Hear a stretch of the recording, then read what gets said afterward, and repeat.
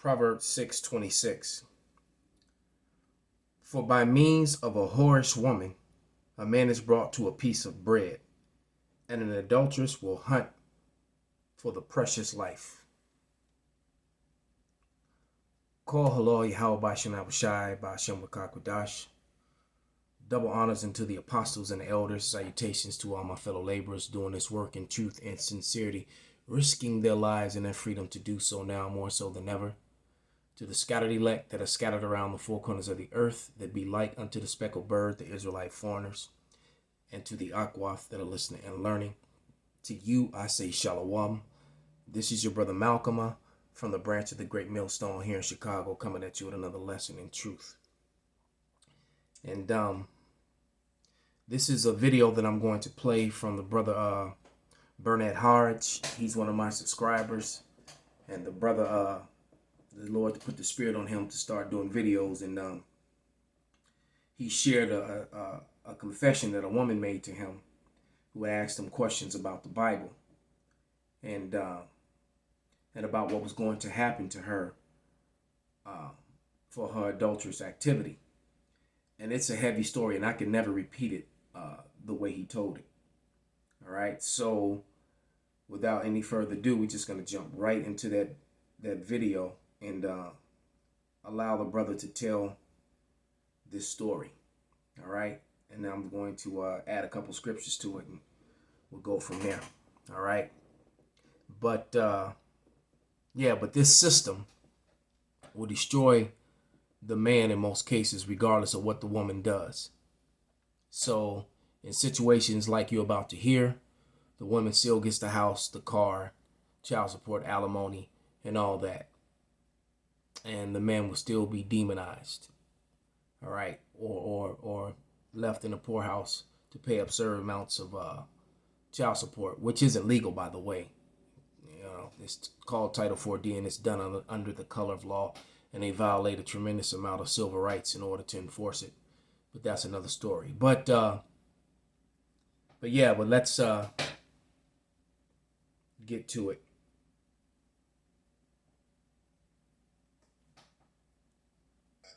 Used to give her,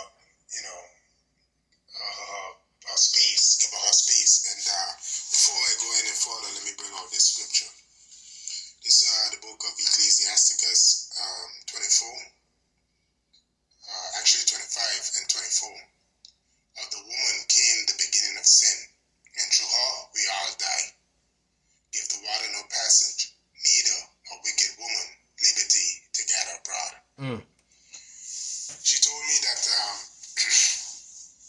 husband was this type of guy that he would not, restrict her from going to hang out with her friends and stuff like that. So she used this opportunity to commit adultery. She said her husband would go and pick up the kids from school. He would bring them home. He would bathe them. He would give them, cook for them, put them to bed, and she would just go hang out with her girlfriends. That's what she told him. And her girlfriends were in on it. And, they would pretend that she is with them. But she would go to men's house. She would have sex with them over and over. And then her husband would call her, and she would not answer the phone. And she would,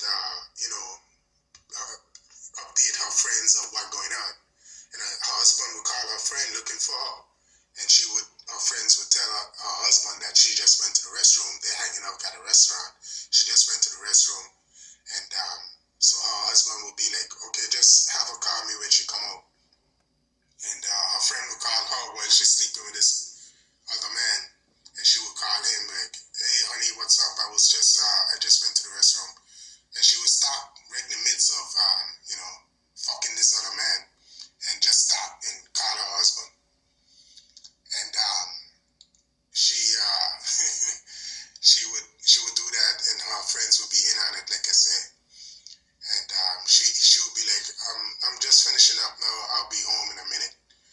So he will be like secure, and she will come home. She'll take a shower, and sometimes go sleep with her husband right after. And while she's telling me this, brothers, I was like, wow, these fucking women is wicked. These women is disgustingly wicked. So this is what I'm thinking. So she told me she met this white boy, and she was head over heels in love with this white boy. But the white boy was not into her. The white boy just saw her as this jump off, just to bust her nut and throw her to the side. But she wanted more from this white boy. So after a while, the white boy break up with his girlfriend, and there was more together, and she fell in love with him. And she was thinking in her mind that she's just gonna cause confusion in the house. This is how wicked these women mind frame is. She just came up with this plan. Talk it over with her friends because she's in love with this blonde hair, blue eye white boy. And she was gonna cause confusion in the house. Come home and be upset and throw shit across the room and not give her husband any sex. And she was gonna do all these things just to break up with her husband. So she can go and marry this white boy. And I'm listening to this, brothers, and I'm like my soul was like turning from even listening to the bitch. And she told me the white boy after a while link up with this white woman, and things didn't go as planned, and she didn't go through with breaking up with her husband to get with this white boy. So after a while, she said that a spirit come on her. This feeling came over her way. She just had to confess to her husband because she felt so guilty what she was doing to him. So she confessed to her husband, and her husband, cried. She said he cried. Her husband, she told me, was from Puerto Rico, and he turned blood red and started to cry like a real passionate cry. And she said he was crying for weeks, just crying. And she said that her heart was so damaged, and I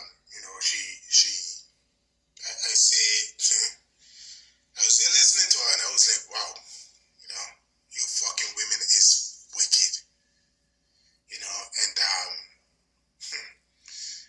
she started there talking, and she told me that eventually he just one day didn't show up. She came home, all his clothes were gone, everything was gone, and he left and just went.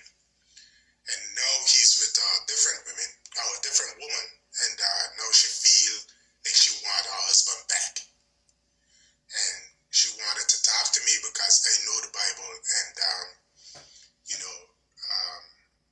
she said right now she don't have the feeling to speak to no man. She don't have the feeling to have sex with no man, and she just want to know what is going to happen to her. I say, so after she was finished, I told her, you're going to be put to death. You're going to be put to death, and you're going to get a terrible, terrible death. So I read it. So, you know what? And he's right.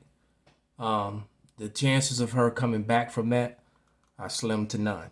Not saying that it's not possible, but it's slim to none. All right, and it like you said, her husband was seems that he was an Ephraimite. This particular funny. You see the one cat down there, with his mouth all around the sausage, and all the other sausages waiting their turn. But let's go right to the scriptures. And this is also Proverbs, 30th chapter and the 20th verse, and it reads, "Such is the way of an adulterous woman.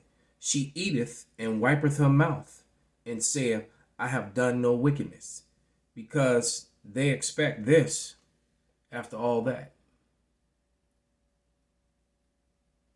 All right? They expect this after all that, and to be treated some kind of way on top of that,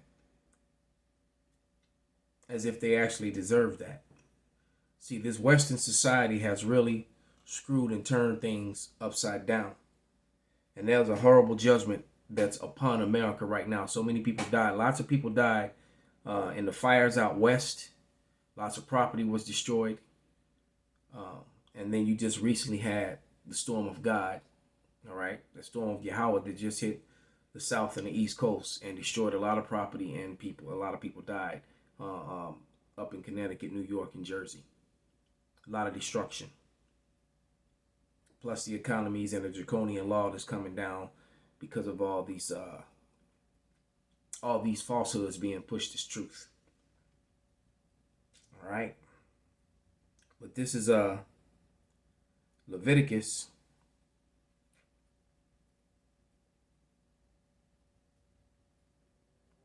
20, and I'm gonna start at verse 10.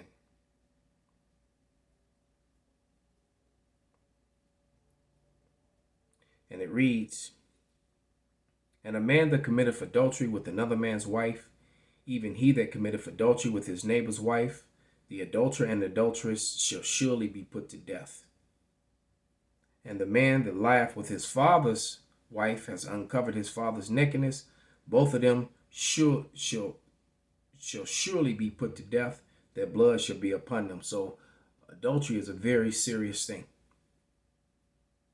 All right. And if a man lie with his daughter-in-law, and I read those because this kind of wickedness happened among the heathen and even among Israel. All right. And if a man lie with his daughter-in-law, both of them surely shall be put to death. They have wrought confusion. Their blood shall be upon them. Because what happens if you go and lie with your son's wife, all right, and your son already has a child with that woman, and then now you get her pregnant?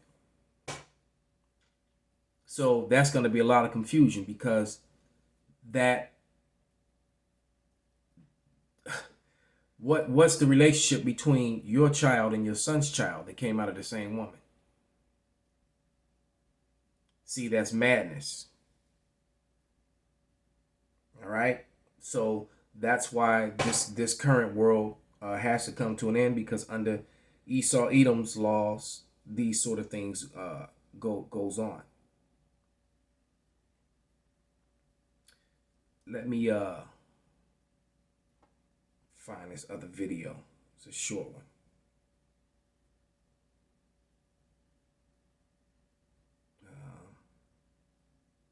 Yeah, because the Western woman, all right, after all this, mind what the kiddies doing, I don't know what they expect. This is madness. But here we go.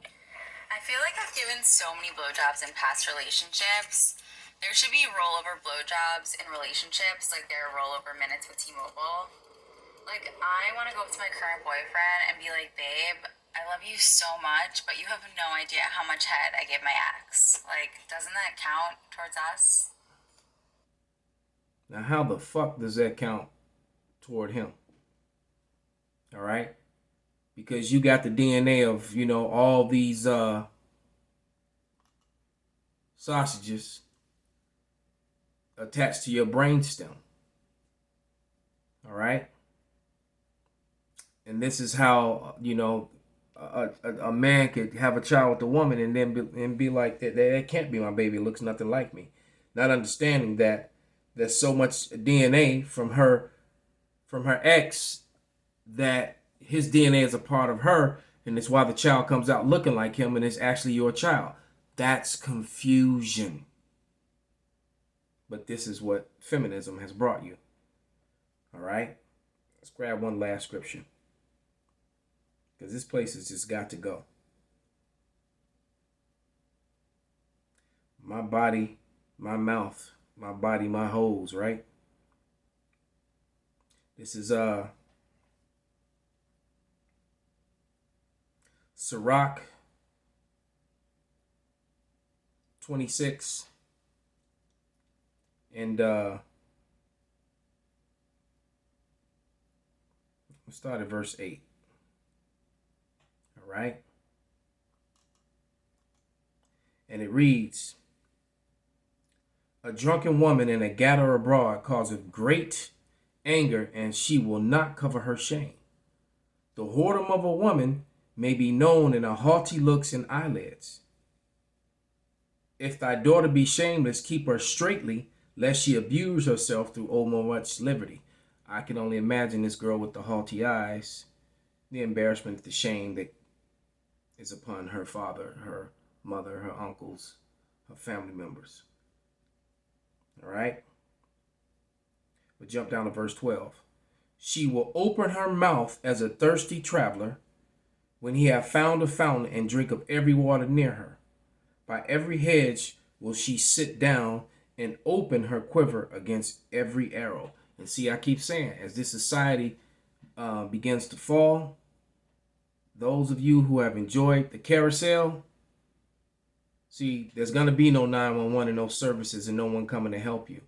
The day's coming where the carousel was going to ride you with extreme malice and prejudice. All right? And you're going to be forced to drink all the waters. Call hello, Yahweh Bashim, I was shy about Shimba Kakwadash.